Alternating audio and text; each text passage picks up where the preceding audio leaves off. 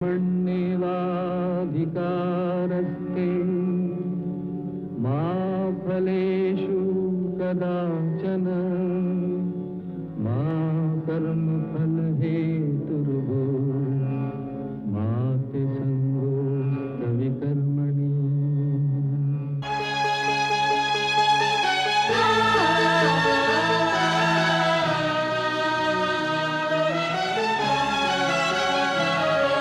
ये औरत है कुदरत का अनमोल तोहफा, ये ममता का सागर, मोहब्बत का दरिया है। हर नस्ल हर देश पर कर्ज इसका बनाया गया, त्याग को फर्ज इसका।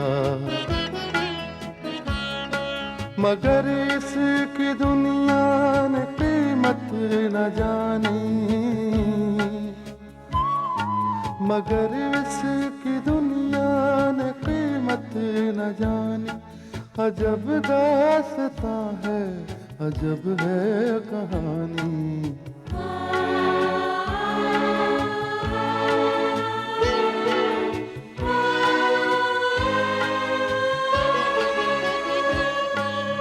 ठाकुराइन अपने बेटे विनोद पर मासूम लड़कियों की जिंदगी बर्बाद करने का इल्जाम लगाती है और उसे अपनी शर्मनाक हरकतों से बाज आने के लिए कहती है, लेकिन विनोद पर उसका कोई असर नहीं होता। अमिता के माँ बाप मिस्टर और मिसेस चौधरी ठाकुर की हवेली से शर्मिंदा होकर लौटते हैं और अमिता को इस शर्मिंदगी के लिए जिम्मेदार ठहराते हैं, लेकिन खुद को भी खानदान पर आने वाली बदनामी के लिए दोषी मानते हैं। अमिता परेशानी की हालत में घर से बाहर जाती है और आत्महत्या करने की कोशिश करती है। करण उसे बेहोशी की हालत में गिरता हुआ देखता है और फौरन उसे अस्पताल ले जाता है। वहां का डॉक्टर उसे बचाने में कामयाब होता है और करण को बताता है कि अब उसे और उसके होने वाले बच्चे को कोई खतरा नहीं है। करण अमिता को समझाता है कि आत्महत्या करने से उसके माथे पर लगा कलंक का टीका नहीं मिट सकता, उसे तो अपना बदला लेने के लिए जिंदा रहना चाहिए। करण को यह भी मालूम होता है कि अमिता की मुसीबत के लिए विनोद जिम्मेदार है और यह सुनकर उसे और भी गुस्सा आता है।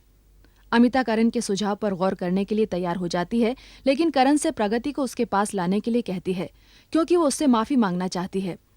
करण अमिता से प्रगति का पता पूछकर उसके पास जाने के लिए हॉस्पिटल से निकलता है। अब आगे।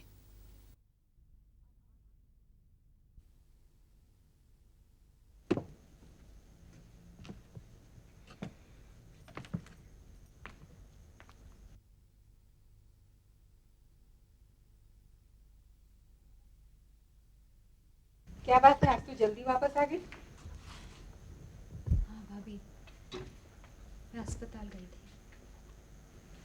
अस्पताल? किस लिए प्रगति? हाँ? अमिता अस्पताल में है। क्या हुआ उसे? उसने खुदकुशी करने की कोशिश की। खुशी? क्यों? एक बार फिर वही पुरानी कहानी दोहराई गई है। वो विनोद ठाकुर के बच्चे की माँ बनने वाली है। ऐसा कैसे हो सकता है प्रगति? तूने तो अमिता को सब कुछ बता दिया था ना विनोद ठाकुर के बारे में? हाँ? बता तो दिया था भाभी, लेकिन हर लड़की की तरह उसकी आंखों पर भी विनोद ठाकुर की मोहब्बत का पर्दा पड़ा हुआ था। दरअसल विनोद ठाकुर एक बहुत ही मीठा जहर है। वो शरीफ और भोला बनकर लड़कियों की जिंदगियां बर्बाद कर देता है। अमिता भी उसकी बातों में आ गई और अब उसके पेट में विनोद ठाकुर का बच्चा है। लेकिन इस तरह वो कैसे जी पाएगी? प्रगति, इस बार तो उसे किसी ने बचा लिया, लेकिन अगर उसने दोबारा खुदकुशी करने की कोशिश की तो क्या होगा उसका? कौन बचाएगा उसे? भाभी, मैं उसे बचाऊंगी, मैं उसे मरने नहीं दूंगी। मेरे साथ जो कुछ भी हुआ मैं अमिता के साथ होते हुए नहीं देख सकती। तो फिर क्या कर लेगी तू? मैं उसे उसका हक दिलवाने के लिए हवेली ले जाऊंगी। प्रगति देख, तू पहले ही कम खतरों से घिरी हुई नहीं है जो इस नए खतरे को दावत दे रही है। भाभी, मैं ऐसा कुछ नहीं कर रही हूँ, बल्कि मैं एक नई लड़ाई की शुरुआत करने जा रही हूँ। ऐसा समझ लो कि मेरे बदले की शुरुआत हो चुकी है। जिस तरह मैं बर्बाद हुई, मैं अमिता को बर्बाद नहीं होने दूंगी, क्योंकि मेरे पीछे बोलने वाला कोई नहीं था, लेकिन अमिता के पीछे बोलने वाला कोई है, और उसका नाम है प्रगति।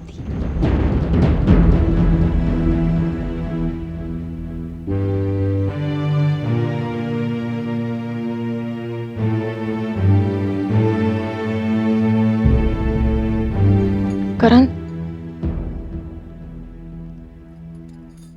तू यहाँ क्यों आया? माँ, एक मजबूरी मुझे तुम्हारे पास खींच लाई। मजबूरी? तो क्या इन लोगों ने तुझे हवेली से निकाल दिया? नहीं माँ, उस हवेली में जो कुछ भी मुझ पर गुजरता है वो खामोशी से मैं किसी तरह से बर्दाश्त कर लेता हूँ, सिर्फ तुम्हारी खातिर, तुम्हारी खातिर। और मेरी खामोशी के पीछे एक देवी है, जिसके एहसानों ने मेरे मुंह पर खामोशी का ताला लगा दिया। हाँ माँ, मैं ये भी जानता हूँ। मगर तेरे आने की वजह? मेरे आने की वजह एक औरत। औरत? हाँ माँ, एक औरत जो विनोद ठाकुर के जुल्म का शिकार बनी, एक बिन ब्याही माँ बनने वाली। विनोद ठाकुर ने उसे अपनी हवस का शिकार बनाकर मरने के लिए छोड़ दिया माँ। मगर तेरा उस औरत से क्या रिश्ता है? इंसानियत का रिश्ता है। अगर तूने इस औरत का साथ दिया तो जानते हैं उसका अंजाम क्या होगा? उस औरत को तो उसका हक मिल जाएगा, मगर तू अपने हक से बेदखल हो जाएगा। माँ, तेरे साथ जो कुछ हुआ था, तेरे पास उन हालात से लड़ने का सहारा था। तू उस समाज की औरत थी जिससे अच्छे अच्छे मर्द डरते हैं।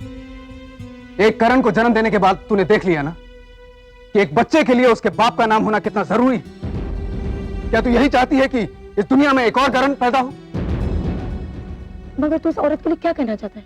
वो अकेली नहीं है माँ, अब प्रगति नाम की एक लड़की उसके साथ है, जिसकी जिंदगी भी उसी विनोद ठाकुर ने बर्बाद की थी।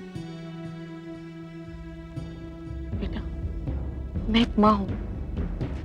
मैं तुझे सिर्फ इतना कहना चाहती हूँ कि तू पराये आग में अपना दामन क्यों जलाना चाहता है? ये आग पराई नहीं है माँ, ये वही आग है जिसमें तुम जली थी, मैं जला, प्रगति जली, और अब अमिता जलने वाली।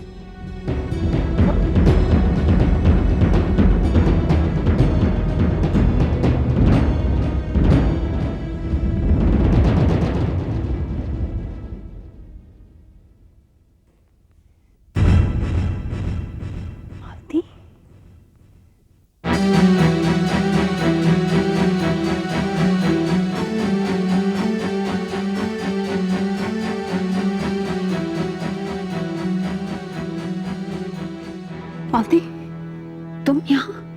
कोई खास बात? बात अगर खास ना होती तो मेरे एक कदम इस हवेली की तरफ ना बढ़ते। मगर बात क्या है? करण मेरे पास आया था, मैंने उसकी आंखों में विरोध की चिंगारियां देखी। मगर विरोध का कारण? अमिता नाम की एक लड़की। अमिता? वो खुदकुशी करने गई थी, करण ने उसे बचा लिया। फिर? अब वो लड़की उसके साथ है। करण और अमिता के साथ है? अमिता के साथ सिर्फ करण नहीं है, प्रगति भी है। प्रगति? तुम प्रगति को जानती हो? नहीं, मगर करण ने उसके बारे में बताया कि वो भी विनोद ठाकुर के हाथों बर्बाद हुई है। ठाकुराइन, अभी तूफान इस हवेली की तरफ आने वाला है। क्या तुम इस तूफान को नहीं रोक सकती? नहीं, मैं बहुत कमजोर हूं। कमजोर तो मैं भी हूं। सिर्फ कमजोर ही नहीं, गुनाहगार भी हूं। मैंने पत्नी का धर्म निभाने के लिए अपने मुंह पर खामोशी की मोहर लगा दी थी, और आज मैं ममता के खातिर खामोश हूं।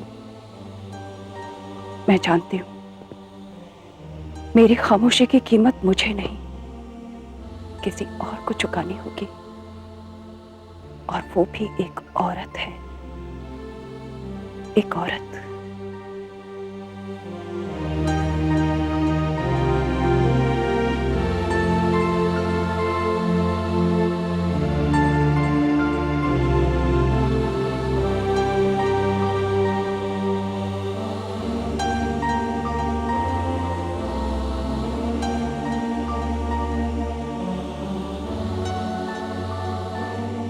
पता नहीं अमिता कहाँ गई है, किस हाल में होगी, किस हाल में होगी।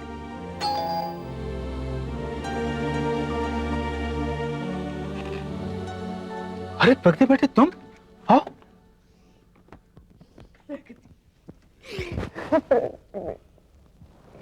बेटी, हमारे साथ अनर्थ हो गया।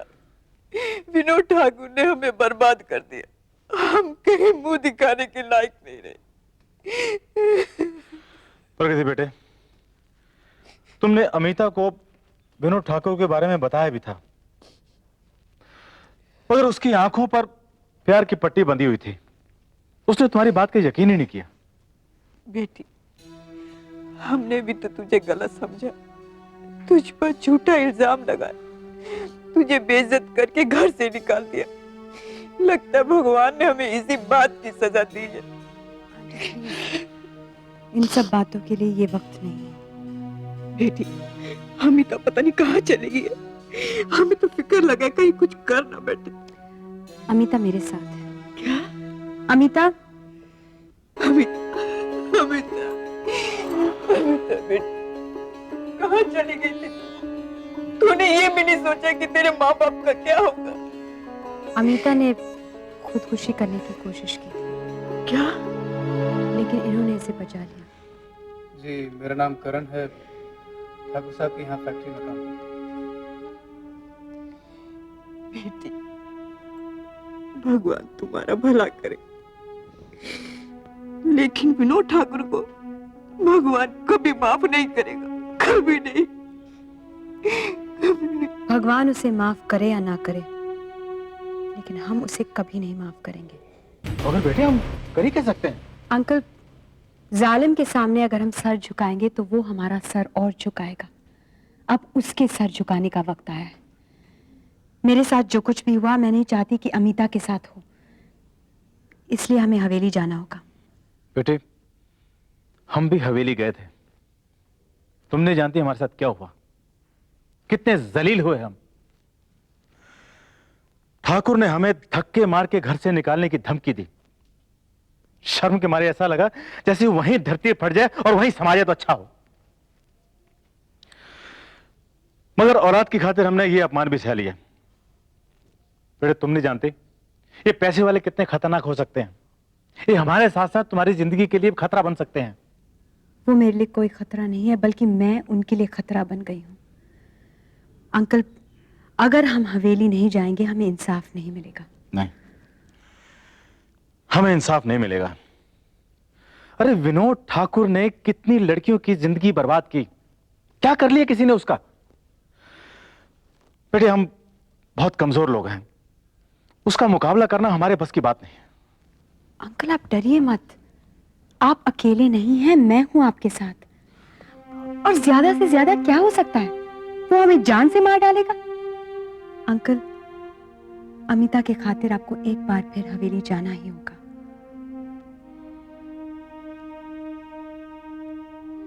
ठीक है बेटी, तुम ठीक कहते हो, चलो। चलिए। हाँ, मैं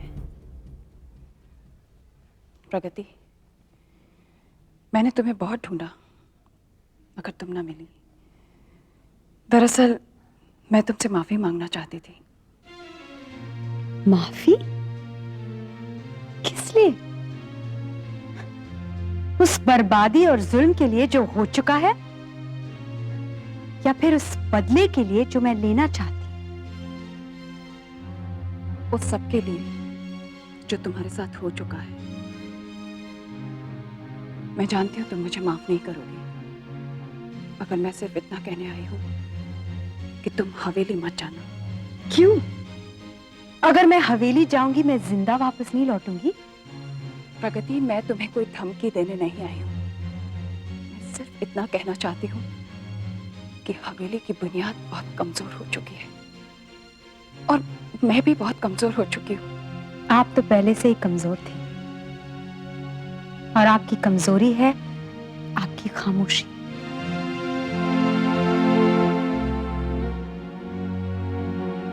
ठीक कहा तुमने। मैं उस रोज खामोश ना रही होती तो आज मुझे यहाँ आना नहीं पड़ता। मैंने तो हमेशा अपना स्वार्थ देखा, कभी अन्याय के लिए खामोश रही, कभी अपने बेटे के लिए। तू विनोद को बर्बाद करना चाहती है ना, कर दे। तू ठाकुर को बर्बाद करना चाहती है ना, कर दे। लेकिन तू हवेली वापस गई तो बर्बादी सिर्फ कुसुम की होगी। वो घर छोड़कर चली जाएगी, अपने आप को तबाह कर लेगी। मैं तेरे हाथ जोड़ती हूँ प्रगति। कुसुम की बर्बादी के ख्याल से आपका दिल दहल गया, लेकिन आपने कभी इसके बारे में सोचा? इसका क्या होगा? इसकी बर्बादी की चिंता नहीं है आपको? मैं आपसे पूछती हूँ कि अगर ये आपकी बेटी होती तो आप क्या करते? प्रगति, मैं सिर्फ इतना कह सकती हूँ कि तुम हवेली जाओगी तो एक औरत की बर्बादी होगी, और तुम एक औरत होकर अगर एक औरत को बर्बाद कर सकती हो तो मैं तुम्हें नहीं रोकूंगी।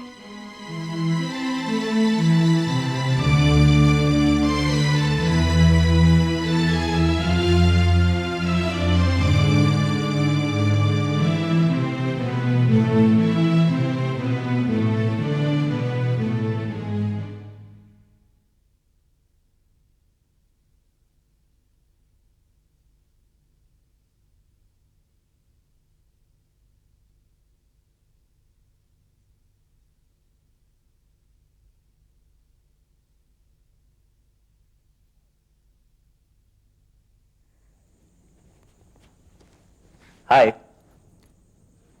हाय। लगता है जनाब तैयार हो चुके हैं। जी नहीं, तैयार हो रही हूँ। ये वक्त है आने का, कब से आपको इंतजार कर रही थी। भाई, इंतजार करने का ये अनोखा अंदाज तो कोई आपसे सीखे। आप इसे अंदाज कह रहे हैं, और हम है कि बार बार खिड़की की तरफ देखते हैं, सोचते हैं अब आएंगे अब आएंगे, लेकिन जनाब का कोई ठिकाना ही नहीं। अभी इस तरह क्या देख रहे हो? मीना, मैं तुम्हारी आंखों को देख रहा हूं। क्या देख रहे हैं आंखों? सुनोगी?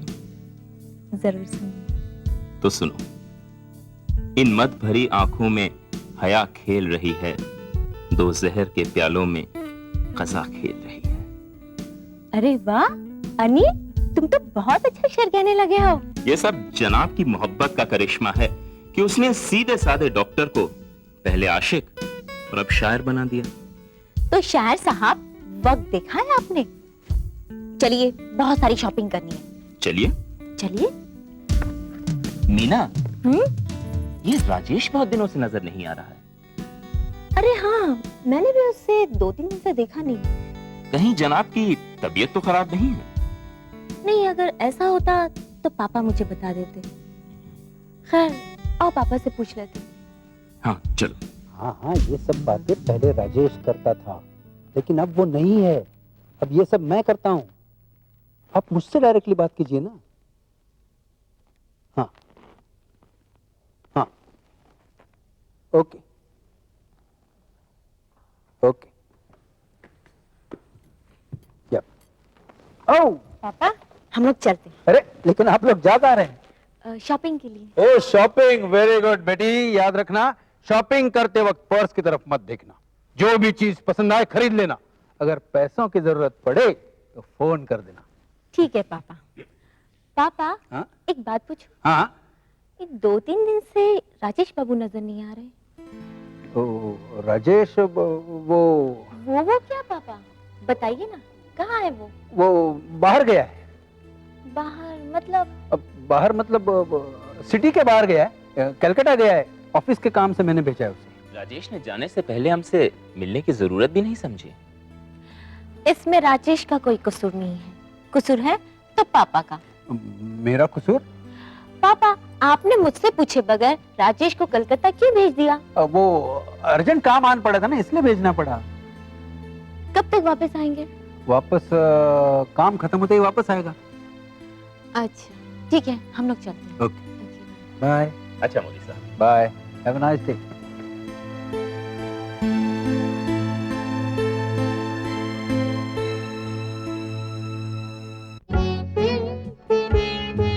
है दुनिया में इंसाफ की ये निशानी। अजब दास्तां है, अजब है कहानी।